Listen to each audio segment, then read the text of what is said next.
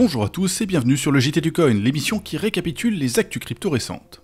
Aujourd'hui, le premier sujet abordé sera celui de la Corée du Sud. Il y a quelques semaines, leur nouveau président avait présenté un nouveau projet de loi permettant aux entreprises coréennes de créer des monnaies stables indexées sur le won. Et ce mardi, le gouverneur adjoint de la Banque centrale coréenne a donné son avis sur la question. D'après lui, il serait préférable au début de permettre seulement aux banques coréennes d'émettre des monnaies stables puisqu'elles sont déjà soumises à des niveaux plus élevés de réglementation financière. Un avis qui est donc positif mais contrebalancé par cette proposition de limite supplémentaire. Lorsqu'elle est replacée dans le contexte sud-coréen, cette limite a du sens puisque les monnaies stables pourraient effectivement facilement mettre à mal le système de contrôle de capitaux en vigueur dans leur pays. Mais à mon avis, la question qui se pose aujourd'hui est surtout celle de la viabilité d'un système de contrôle de capitaux dans un monde où il est plutôt clair que les monnaies fiduciaires centralisées sont destinées à perdre un peu plus de leur pouvoir avec chaque jour qui passe.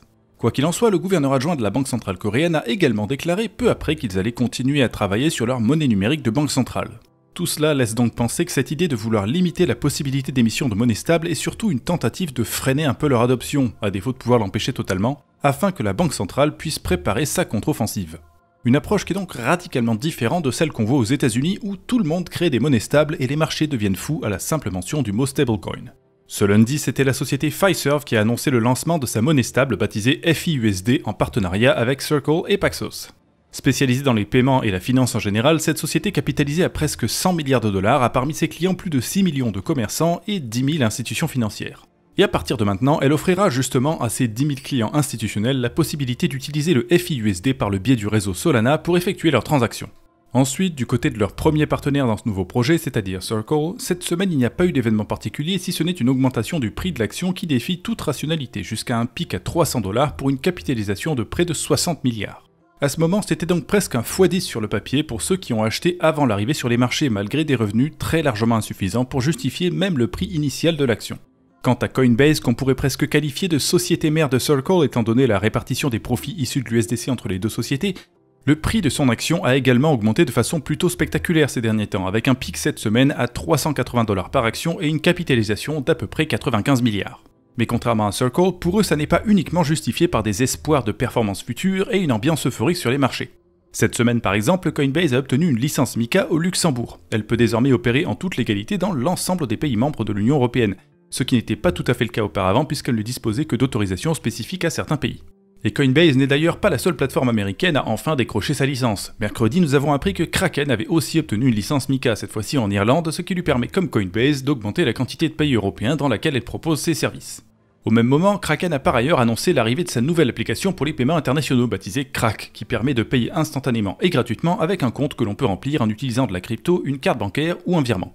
C'est un service centralisé mais qui participera certainement à renforcer le lien encore relativement fragile entre les mondes de la crypto et de la finance traditionnelle. Enfin, s'il y a bien une entreprise américaine liée à la crypto qui fait parler d'elle récemment, c'est Strategy qui n'a de cesse d'accumuler les bitcoins et les déclarations ultra optimistes. La semaine dernière, la société s'est offert un petit achat de 245 BTC, soit environ 26 millions de dollars, ce qui ne représente presque rien face à sa fortune totale de plus de 592 000 bitcoins. Même pas 0,1% de l'ensemble. En somme, ce n'est là qu'un petit pas de plus sur le chemin de la fortune rêvée par Michael Saylor. Et de toute évidence, à ce stade-là, ce n'est pas pour ça qu'on parle de Strategy cette semaine. En l'occurrence, il est surtout question des annonces flamboyantes de Saylor, qui a notamment présenté mardi sur X une nouvelle page web sur le site de Strategy qui présente leur soi-disant modèle de crédit du Bitcoin. Il s'agit d'un petit tableau permettant de calculer le risque et l'écart de crédit associé à un investissement dans le Bitcoin en fonction de différentes variables, et l'exemple qui a été choisi pour calculer le résultat de ce modèle de crédit, c'est évidemment celui des obligations convertibles de Strategy. Le résultat obtenu est a priori très positif, le risque de non-remboursement encouru et l'écart de crédit sont soit égaux à 0, soit tellement proches de 0 que Strategy pourrait aussi bien remplacer les valeurs affichées par un epsilon. Ici par exemple, il est affiché que la valeur actuelle des bitcoins détenus par Strategy est suffisante pour rembourser 62,9 fois la totalité des dettes liées aux obligations convertibles ayant terme en 2028. Et pourtant, quand on gratte un peu, on comprend vite que c'est avant tout un outil destiné à prétendre que Strategy ne pourra jamais échouer en utilisant volontairement des paramètres ridiculement optimistes.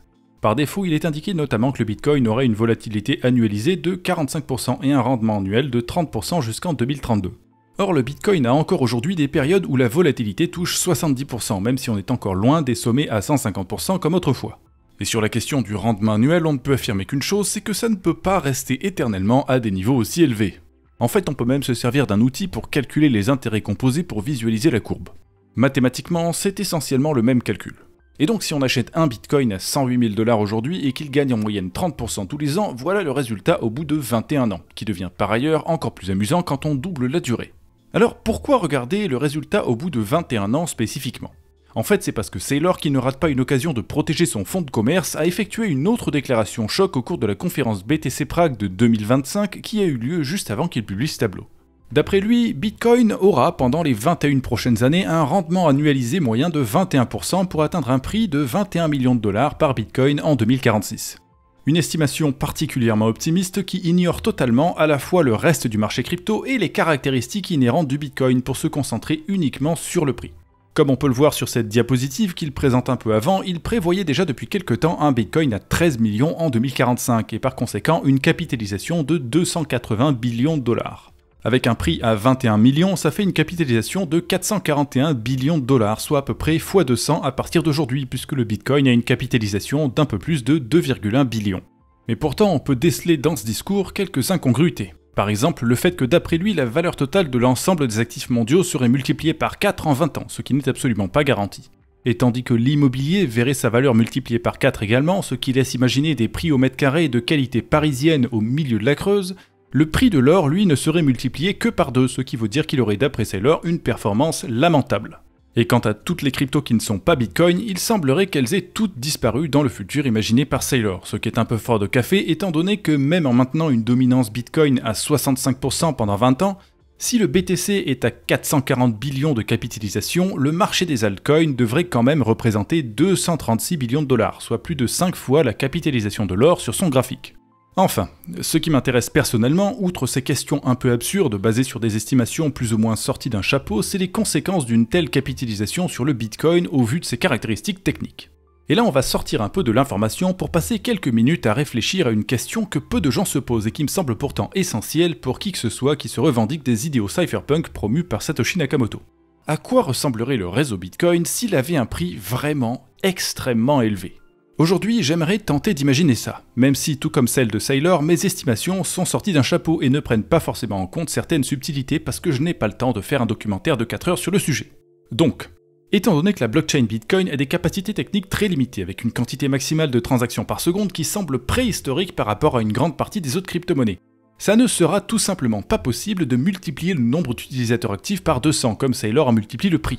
Quand on va voir les pics d'utilisation du réseau, on voit que les sommets à environ 1 million d'utilisateurs ont été atteints en janvier 2018 et janvier 2021.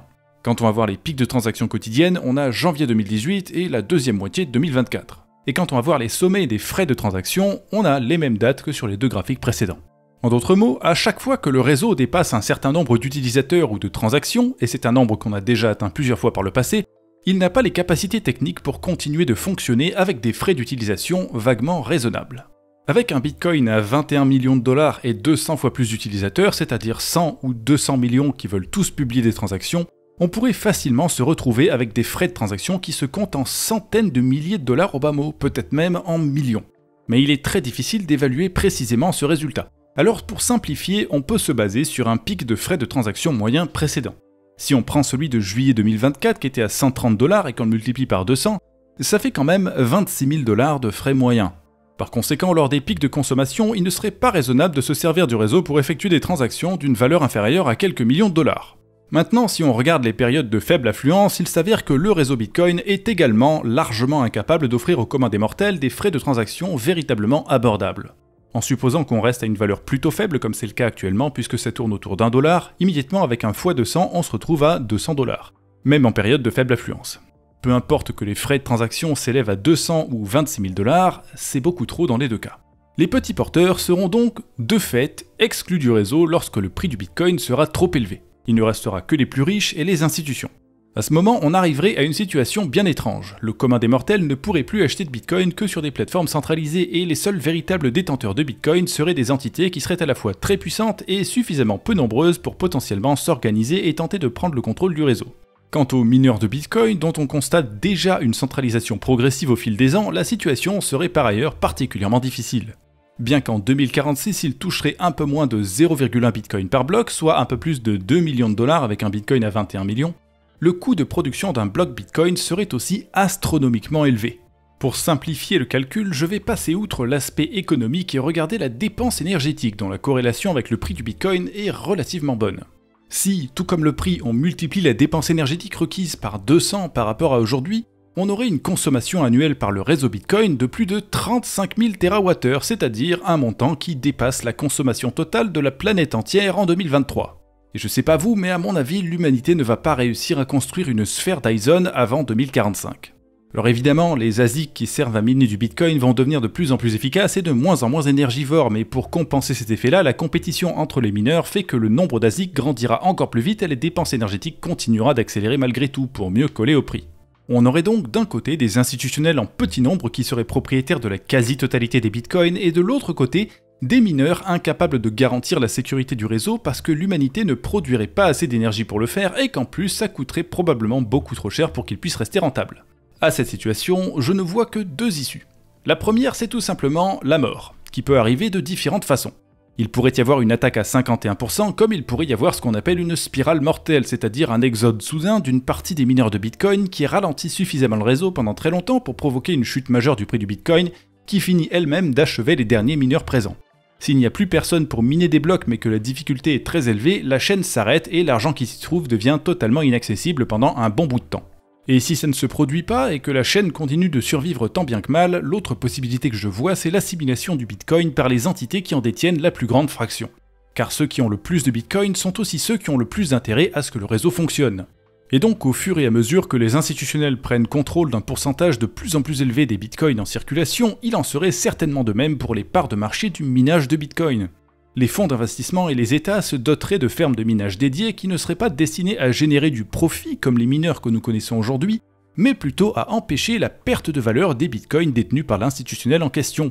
Miner ses propres blocs avec le plus de puissance possible, même si ce n'est pas rentable au vu de la récompense de blocs, c'est finalement investir dans la protection de ses actifs, s'assurer qu'ils continuent d'avoir une valeur et que personne ne va les voler avec une attaque à 51%, tout comme on investit dans l'armée pour défendre son territoire, même si ça n'est pas profitable la majeure partie du temps. Le résultat final de cette deuxième trajectoire de l'apocalypse, c'est donc que Bitcoin deviendrait un réseau asservi au gouvernement de ce monde. Il pourrait par ailleurs en profiter pour modifier certaines caractéristiques, comme s'il décidait de remplacer la preuve de travail par une simple preuve d'autorité pour empêcher toutes les manipulations qui ne leur plaisent pas. Un tel événement serait sans doute suivi d'une guerre des forks 1000 fois plus explosive que celle qui a eu lieu en 2017, mais ça, c'est une autre histoire. En conclusion, je dirais donc que, contrairement à Saylor, je préférerais que le Bitcoin n'atteigne jamais les 21 millions de dollars, et qu'il puisse à la place continuer d'incarner les idéaux cypherpunks qui sont la raison pour laquelle j'apprécie la crypto. Et vous, qu'est-ce que vous en pensez? À votre avis, le Bitcoin est-il capable de supporter un prix pareil? Si vous avez un argument, une réponse à apporter, on se voit en commentaire. Et sinon, comme d'habitude, on se revoit dimanche prochain. Bonne semaine et à bientôt sur la chaîne YouTube du Journal du Coin.